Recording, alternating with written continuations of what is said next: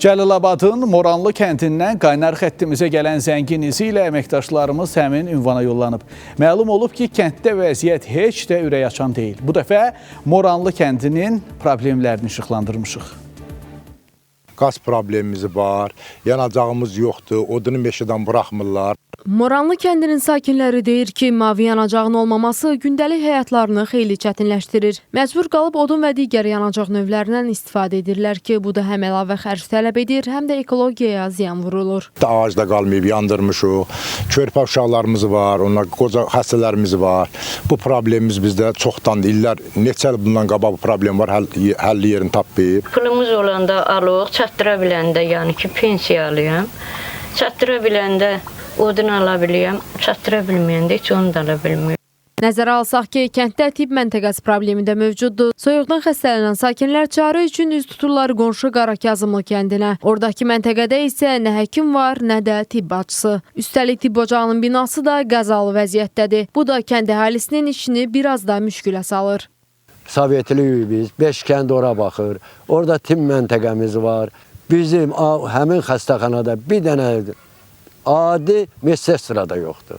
Uşağımız, qocamız xəstə olanda qonşu şəhətdədir, o da həkim yoxdur. Gedirsən, hasan gedirsən bağlı. Aptekimiz yox, problemimiz çətin. Üzüqar sərhəd qırağı kətdə yaşayırıq. Kimə də müraciət edib, deyirlər, düzələcək, gəlmə düzələn həlini tapır. Tibb məntəqəsinin işçisi də kənd sakinlərinə qoşulub şikayətlənir. Əvvəllər yaxşı gümrahlıq idi, ondan hər şey var idi, həkim var idi, işçi var idi, hər şey var da, elə indi də var. İntihası həkim pensiya çıxıb gedib, indi biraz sakitdir də, yəni xəstə də gəlir hər yerdən gəlir. Yəni 4 kəndin hamısı bura gəlir. Gəlir gəlməsinə, amma o da çətinliklə. Çünki yolların da problemi var. Daha doğrusu problem yaradacaq yollar belə yoxdur. Qışda görürsən də olur, üzür olanda, xeyirşər olanda gediş-gəlir çətinlik olur. Məktəbə getməyə yolumuz yox, uşaqlar gedə bilmir, əziyyət çəkirlər. Cibimizin pulu ilə dəfələrlə bu yolu düzəltmişik.